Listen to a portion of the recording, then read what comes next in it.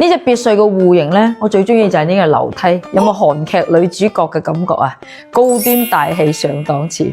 唔知點解呢，真係好中意中島台嘅設計。但係其實中島台有咩用呢？我都唔知，就係中意。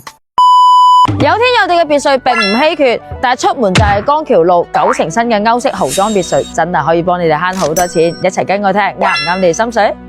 一層呢，一個有2個花園，呢個係前花園，後邊呢仲有個後花園。咁其實呢，花園嘅空間呢，我覺得還算係可以嘅。前花園可以用嚟嬉戲娛樂、種花種菜，咁後花園嘅話呢，就可以用嚟燒烤聚會，都係冇問題嘅。咁花園入返嚟嘅話呢，你睇下呢個裝修，真係歐式嘅裝修，你哋覺得點樣呢？房產證嘅面積呢，就係284方，咁佢係唔計下邊負一層嘅，所以唔計嘅話呢，佢一共係2層半，所以整體嚟講，無論你係客廳定係飯廳嘅空間感呢，都係好足嘅。而且間屋呢係保養得非常之新，你睇下呢個飯廳嘅空間，既可以望到你嘅花園，又可以做到呢一種中空啊歐式嘅感覺。你話屋企多人嘅情況下，呢一個空間都可以擺到2圍，並且咧業主頭先我同佢溝通嘅過程中咧，佢係長期會有揾清潔阿姨過嚟搞衛生，所以整間屋係保養得非常之新嘅。咁廚房嘅部分亦都係我比較中意一個部分啦，廚房空間係足夠大嘅，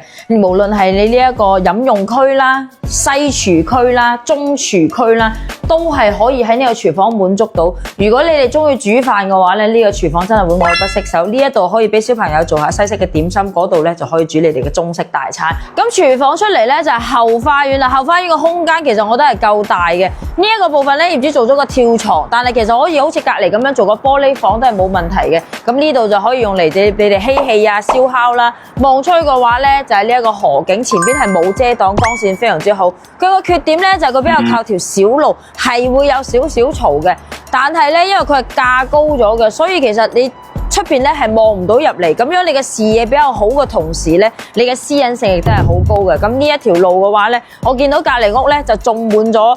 花花草草啦，但係業主就冇嘅。但係呢個咧，你哋可以自己去靈活運用噶啦。咁一層咧，仲有一個房間，其實呢啲細節位咧，業主都係設計好晒櫃，你係可以用嚟收納嘅。咁咧，如果你屋企有老人家嘅話咧，可以做成長輩房。咁但係如果你係想整個一層咧，作為呢一個娛樂空間嘅話咧，咁你可以好似業主咁樣做個麻雀台咧，都係冇問題嘅。嗱，咁負一層車庫入嚟咧，呢個空間已經係足夠大嘅啦。呢一度咧就係一個工人房嘅位置啦。咁其實呢個部分咧，業主就攞咗嚟做一個辦公台，但係咧我見過其實呢個部分咧，以前有業主咧係可以用嚟做呢個酒窖啊，都係冇問題嘅。而且一上到嚟嘅，一入嚟咧就見到呢一條歐式嘅樓梯。其實由呢條樓梯咧就已經可以睇得出業主係真係好花心思喺呢間屋度，全屋都係掛石嘅磚啦，包括你睇下呢啲玻璃嘅搭配嘅點綴啦，一路上嚟咧都會有唔同嘅風景嘅效果會俾你睇到。嗱，呢一度嘅話，亦都係有呢一個燈飾啊，同埋呢一個玻璃面嘅點綴。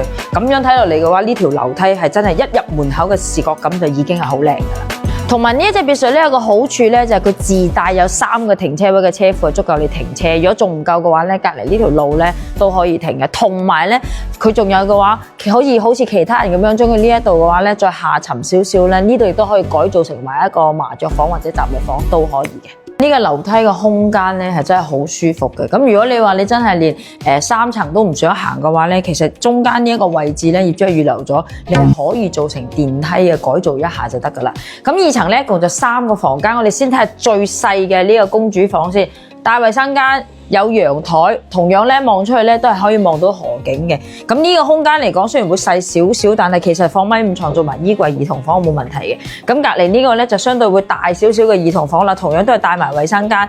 空間感咧係足夠大嘅，不過呢邊咧就係冇陽台，佢就係一個飄窗。咁其實實際上到嚟，因為佢係靠近條小路嘅原因咧，都唔會話即係真係完全係聽唔到聲音嘅。咁主臥個空間咧，我覺得亦都係足夠嘅，可以分為兩邊。咁呢一邊咧可以作為你嘅休息區啦，而呢一邊嘅話咧可以作為你嘅辦公區，或者好似業主咁樣放張大沙發喺度啊，平時攞嚟健下身做下瑜伽咧都係冇問題嘅。咁呢一邊咧就係一個超大嘅衣帽間空間啦，亦都有埋梳妝台。